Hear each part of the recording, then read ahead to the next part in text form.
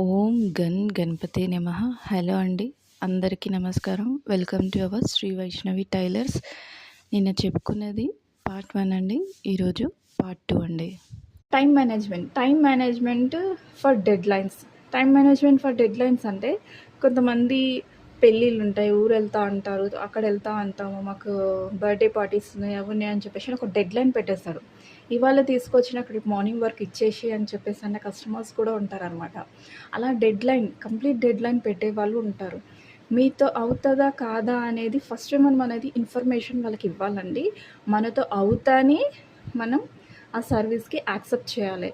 మనతో అవ్వదు అని అంటే తీసుకొని వాళ్ళకి కుట్టియకుండా ఉంటే అది మంచి పద్ధతి కాదండి. కస్టమర్ ఎప్పుడు హ్యాపీగానే ఉండాలి. మనకి ఫీడ్బ్యాక్ అనేది మంచిగా ఉండాలి.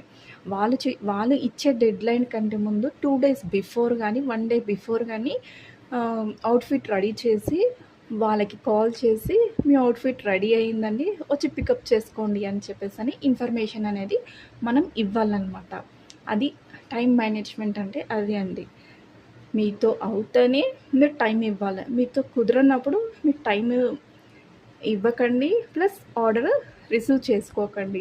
అలా చేసుకొని మీరు ఇబ్బందిలో పడద్దు, వాళ్ళు ఇబ్బందిలో వేయకండి.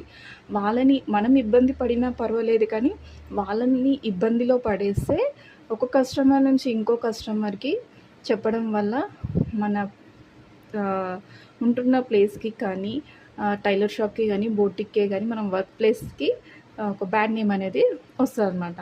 అంటే ఎలా అంటే వీళ్ళు ఆన్ టైం ఇవ్వరు, మా టైం వేస్ట్ చేస్తారు, మేము ఇంకో టైలర్ కన్నా ఇస్తుండే కదా అని ఒక మాట అనేది తప్పుగా వస్తుంది అనమాట. అదే అండి, టైం మేనేజ్మెంట్ అనేది కంపల్సరీగా ఉండాలి. ప్రాబ్లమ్ సాల్వింగ్ అని అంటే ఏ టైంకి మనము ఇచ్చేస్తామో వాళ్ళు ట్రయల్ రూమ్ ఉంటే ట్రయల్ చేసుకొని వస్తారు.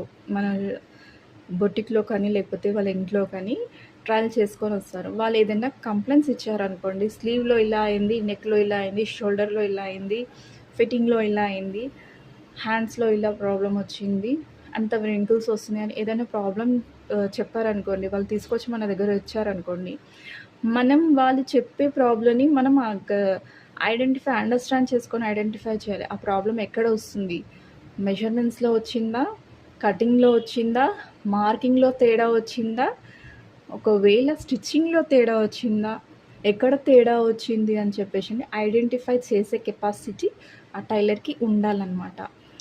అయితే ఆ ప్రాబ్లం ఎక్కడొచ్చిందని కనుక్కొని అది స్టిచ్చింగ్లో వస్తే స్టిచ్చింగ్ అడ్జస్ట్మెంట్ చేస్తే సరిపోతుందండి. మెజర్మెంట్స్లో ఉంటే 1కి 2 సార్లు మెజర్మెంట్స్ అందుకని చూడాలని చెప్పేసి అని అంటారండి.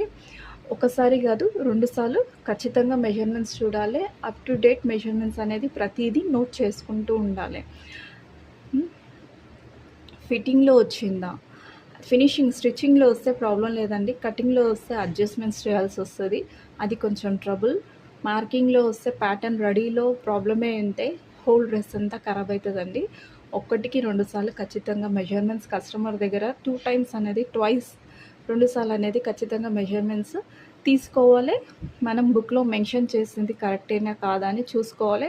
మార్కింగ్ వేసేటప్పుడు కూడా ఒకసారి మార్కింగ్ చేసుకుంటూ వచ్చామని అంటే ప్యాటర్న్ రెడీ చేస్తున్నామంటే మళ్ళీ సెకండ్ టైం కూడా ఆ మెజర్మెంట్స్ వాళ్ళు ఇచ్చిన మెజర్మెంట్స్ ఇది కరెక్ట్గా ఉందా లేదని 1కి 2 సార్లు చెక్ చేసుకున్నాకనే ప్యాటర్న్ కట్ చేయండి. ఆ ప్యాటర్న్ కట్ చేసింది మళ్ళీ దాన్ని ఉపయోగించి ఫ్యాబ్రిక్ని కట్ చేయండి. కస్టమర్స్కి ఎలాంటి ఇబ్బంది లేకుండా ఫస్ట్ మనం చెక్ చేసుకుంటూ ఉండాలి.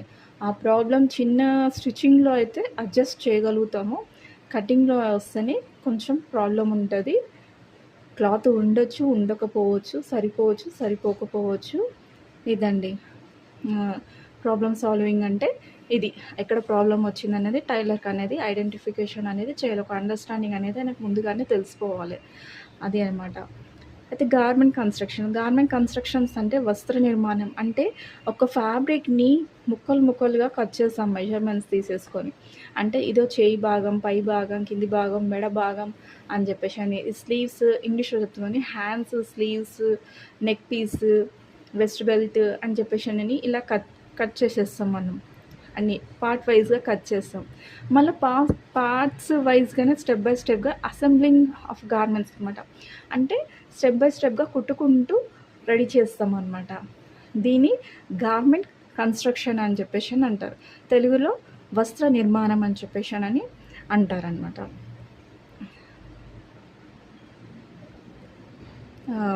డిజైన్ సెన్స్, క్రియేటివిటీ అయితే చెప్పాను కదండి. డిజైన్ అవగాహన అనేది కంపల్సరీగా ఉండాలి. ముఖ్యంగా దీంట్లో మనకు కావాల్సింది మిషన్ ట్రబుల్ ఇచ్చినా కానీ చూసుకునే కెపాసిటీ కూడా ఒక టైలర్దే ఉండాలి. చిన్ని చిన్ని రిపేర్స్ అనేది ఆయనకు నాలెడ్జ్ కూడా ఉండాలి. రిపేర్ చేసుకునే కెపాసిటీ కూడా ఉండాలి. ఒక టైలర్కి కావాల్సిన స్కిల్స్ అని ఇవ్వండి. దీంట్లో మీకు ముఖ్యంగా మనకు అవసరం అయ్యేది, చాలా ఇంపార్టెంట్ అయ్యేది కస్టమర్ కమ్యూనికేషన్ అండి. కస్టమర్ కమ్యూనికేషన్ అంటే వినియోగదారులతో సంభాషణ, understanding client needs and performance. అంటే కస్టమర్ కమ్యూనికేషన్ అనేది ఎలా ఉంటుందంటే, ఒక కస్టమర్ వచ్చారనుకోండి, ఆ కస్టమర్తో మనము రఫ్గా మాట్లాడకుండా, కోపగించుకోకుండా, ఒక క్లియర్గా, కాన్ఫిడెంట్లీగా, రెస్పెక్ట్ఫుల్గా, ఎక్స్ప్రెషన్స్గా, ఒక ఐడియాస్తో, ఎమోషన్స్తో మనం మూవ్ అవ్వాలన్నమాట. అంత శ్రద్ధగా వింటూ ఉండాలి. యాక్టివ్ లిజనింగ్ అంటారు అనమాట. బాడీ లాంగ్వేజ్ అనేది మస్ట్ అనమాట. అంటే శరీర భాష, మనం నిలబడే దాంట్లో కళ్ళలో కానీ, ఇందాక చెప్పుకున్నాం కదండి, ఆ కాన్ఫిడెంట్ అనేది వాళ్ళకి కల్పించాలి మనం. ఇదనమాట. ఇలా చేయడం వల్ల ఒక అండర్స్టాండింగ్ అనేది కస్టమర్కి మనకు మధ్యలో ఉండాలన్నమాట వర్క్ విషయంలో. అలా చేస్తూ ఉంటే understand the others persons before responding, utilization positive gestures with eye contact. మనం పూర్తిగా మాట్లాడినాక, కస్టమర్ పూర్తిగా మాట్లాడినాకనే తర్వాత మనం రెస్పాన్స్ ఇవ్వాలండి. ముందే రెస్పాన్స్ అనేది మనం ఇవ్వద్దు. వాళ్ళని మాట్లాడనీయకుండా మిడిల్లో వెళ్ళి వాళ్ళని డిస్టర్బ్ అనేది చేయొద్దు. ఇది కస్టమర్ దగ్గర కంపల్సరీ అనమాట. అలా వాళ్ళు పూర్తిగా మాట్లాడినాక మనం రిప్లై ఇచ్చి వాళ్ళ అడ్వైస్ తీసుకొని, మన అడ్వైస్ వాళ్ళు స్టిచ్చింగ్ లేదని అడ్వైస్ ఇస్తున్నారా, మనకు అది సూటబుల్లా, వాళ్ళు చెప్పింది వినాలి. తర్వాత మనం చెప్పింది ఒక్కసారి మనం మాది కూడా ఒకసారి అడ్వైస్ వినండి అని చెప్పేసి మన ఎక్స్ప్లెనేషన్ ఇవ్వాలి. అది స్టైల్లో కానీ, ఫిట్టింగ్లో కానీ, క్లాత్లో కానీ, డిజైన్స్లో కానీ, ఏది అనేది మనం ఒక అడ్వైస్ అయితే ఇవ్వచ్చండి. అలాగే ప్రైస్ విషయంలో కానీ అలా మనం ఒక అడ్వైస్ ఇవ్వచ్చండి. అలా ఇస్తే ఒక బెటర్ రిలేషన్షిప్ అనేది వస్తుంది అనమాట. మనం క్లియర్, వాళ్ళు అడగలే కదా మనం ఎందుకు చెప్పాలి అని చెప్పేసి అని అనుకోదండి. మన చెప్పే బాధ్యత అనేది చెప్పాలి. ఈ డిజైన్ మీకు సూటబుల్ అవుతుంది మేడం, ఈ డిజైన్ మీకు సూటబుల్ అవ్వదు, ఈ కలర్కి ఈ కలర్ వేయండి అని మనం ఒక అడ్వైస్ అనేది ఇవ్వాలి. అలా అనమాట. అయితే ఒక ఫ్యామిలీ మెంబర్గా కానీ, ఒక ఫ్రెండ్లీ మెంబర్గా కానీ మనం ట్రీట్ చేస్తామనుకోండి, ఆ కస్టమర్ మళ్ళీ ఇతరుల కస్టమర్స్తో పాటు ఒక కొత్త కస్టమర్స్ లేదా వాళ్ళ రిలేటివ్స్ లేదా ఫ్యామిలీ మెంబర్స్ని, ఫ్రెండ్స్ని, అలా మనకు కస్టమర్స్ చైన్ సిస్టమ్ లాగా కొత్త వాళ్ళని తీసుకొస్తూ ఉంటారనమాట. అదే అండి, అలా రిలేషన్షిప్ అనేది కస్టమర్తో ఉన్న మన రిలేషన్షిప్ అనేది పెరుగుతూ పోతుంటుందన్నమాట. అది సెల్ఫ్ కంట్రోల్ అనేది ఖచ్చితంగా ఉండాలండి. ఆవేశపడద్దు, ఆవేశ నియంత్రణ అంటే ఆవేశం మాత్రం పడద్దు. ఎందుకంటే రఫ్గా మాట్లాడద్దు, కోపంగా ఉండకూడదు. మన ఎంత మనము సొంత విషయాలు ఎంత ఇబ్బంది ఉన్నా కానీ, అంటే వర్క్లో పడి ఉన్న టెన్షన్స్, అలసట ఏది ఉన్నా కానీ ఒక కస్టమర్ రాగానే రిఫ్రెష్ అయిపోవాలన్నమాట. అది అనమాట. ఇవన్నీ ఉండాలండి కంపల్సరీ. మనకు కస్టమర్కి కంపల్సరీగా కమ్యూనికేషన్ అనేది ఉండాలండి. కమ్యూనికేషన్ అంటే ఒక అండర్స్టాండింగ్ అనేది ఒక క్లయింట్కి మనకు కంపల్సరీగా ఉండాలన్నమాట. వాళ్ళకేం కావాలి, మనమేం పర్ఫార్మెన్స్ ఇవ్వాలి, అది అనమాట. అది కంపల్సరీ ఉండాలి. ఇవన్నీ ఉండడం వల్ల బోటిక్కి ఒక స్టఫ్ అనమాట. బోటిక్ పెట్టుకున్న వాళ్ళకి ఒక స్టఫ్ లాగా యూజ్ అవుతుంది అనమాట. ఆ కమ్యూనికేషన్, గుడ్ కమ్యూనికేషన్ మనము మెయింటైన్ చేసామనుకోండి, మనకొచ్చే లాభాలు, బెనిఫిట్స్ ఏంటో తెలుసా? కెరీర్ గ్రోత్ అవుతుందండి. వర్క్ ప్లేస్ అనేది సక్సెస్ఫుల్గా రన్ అవుతుంది. అంటే కెరీర్ గ్రోత్ అంటే మనం అనుకున్నది ఎంత అయితే అది కస్టమర్ల ద్వారా మన షాప్ ఎదగచ్చు అనమాట. వర్క్ ప్లేస్ అనేది ఒక సక్సెస్ఫుల్గా రన్ అవుతుంటుంది. గ్రోత్ వస్తుంది షాప్కి కానీ బొటిక్కే కానీ. పలానా టైలర్స్ ఇలా చేస్తున్నారు, ఇంత మంచి సర్వీస్ ఇస్తున్నారు, ఇంత ఫినిషింగ్ ఉన్నది, ఎంత బాగా కస్టమర్స్ని రిసీవ్ చేసుకుంటారు అని చెప్పేసి మన గురించి చెప్పుకోవాలన్నమాట. అలా మన గ్రోత్ అనేది పెరుగుతుంటుంది అనమాట. Better relations help in building strong connections with friends and family అనమాట. అంటే ఏంటంటే మనం బెటర్గా మనం కస్టమర్ని ట్రీట్ చేసామనుకోండి, ఒక ఫ్యామిలీ మెంబర్గా రిలేటివ్స్ లాగా మనం కలుపుకుపోయినాం అనుకోండి సంతోషంగా, వాళ్ళు ఏం చేస్తారంటే మనకు వాళ్ళకి తెలియకుండానే మనకు హెల్ప్ చేస్తారనమాట.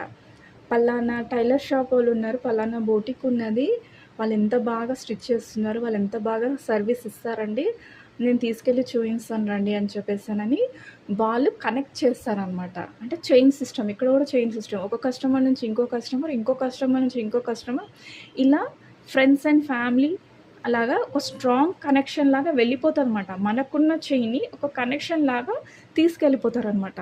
కస్టమర్స్నే రీచ్ చేసుకుంటూ వెళ్ళిపోతారనమాట. అది ఒక బెటర్ రిలేషన్షిప్ అనేది అంటారనమాట. దీంట్లో కాన్ఫిడెన్స్ బూస్ట్ అంటే ఏంటంటే మనకున్న కాన్ఫిడెంట్ని మనకు ఒక కాన్ఫిడెన్స్ బూస్ట్ అనేది ఇస్తుందన్నమాట. అందుకనే కాన్ఫిడెంట్గా మనం కంపల్సరీ ఉండాలని ఎందుకు అంటున్నానంటే, మనం ఎంత కాన్ఫిడెంట్లు ఉన్నా, వాళ్ళు ఎంత టఫ్ది చూపించినా కానీ ఇట్లే చూసి నాలెడ్జ్ అనేది, ఆ డిజైన్ అవుట్ఫిట్ చేసే నాలెడ్జ్ అనేది టైలర్కి కంపల్సరీ ఉండాలి. కాన్ఫిడెంట్ అనేది ఉండాలి మనలో. వాళ్ళు చూడగానే ఈయన చేస్తారు అన్న ఆలోచన వాళ్ళకు ఉండాలన్నమాట. అది కాన్ఫిడెన్స్ బూస్ట్. దానివల్ల మనకు వచ్చే ఉపయోగం ఏంటంటే enhance self esteem and public speaking. అంటే ఏంటంటే మన గురించి బయట పబ్లిక్ మాట్లాడుకోవాలి. అంటే మన షాప్ నేమ్ అనేది బయట మ్రోగుతుంది అనమాట. పబ్లిసిటీ అనేది ఎక్కువగా పోతుంది కస్టమర్స్ త్రోగా. ఒక కస్టమర్ నుంచి ఇంకో కస్టమర్. ఒక ఎగ్జాంపుల్ చెప్తానండి. ఒక ఎగ్జాంపుల్, ఒక ఆవిడ ఉన్నది, నేను డ్రెస్ కుట్టించుకుంటా. రెగ్యులర్ కస్టమరు ఒక ఆవిడ ఉంటుంది, రెగ్యులర్గా తెలియని కస్టమర్ ఒక ఆవిడ ఉంటుంది.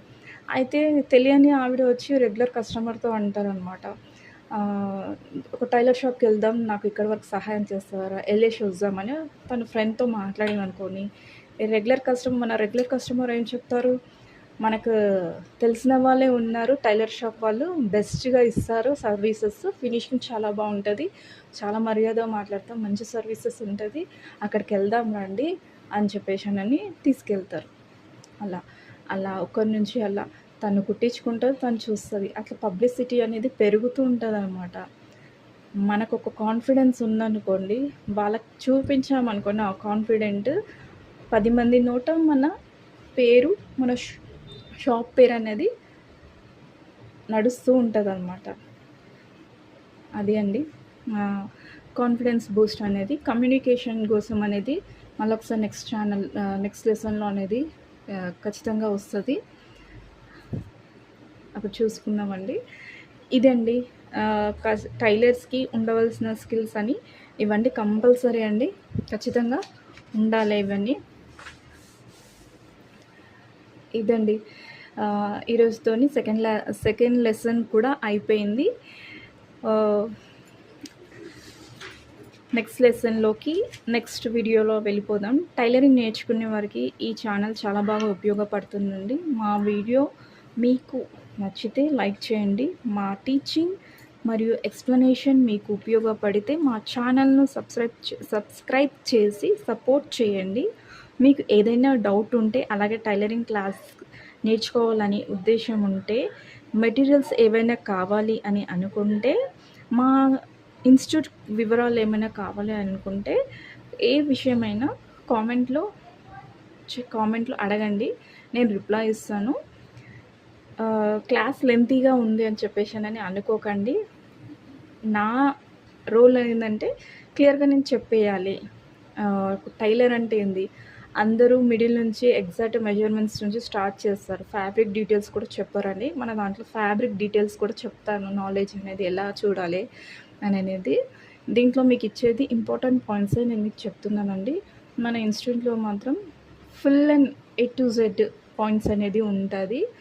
అలాగే దీంట్లో కూడా నేను మీకు పూర్తిగాని కవర్ చేస్తున్నానని చెప్పేసానని అనుకుంటున్నాను.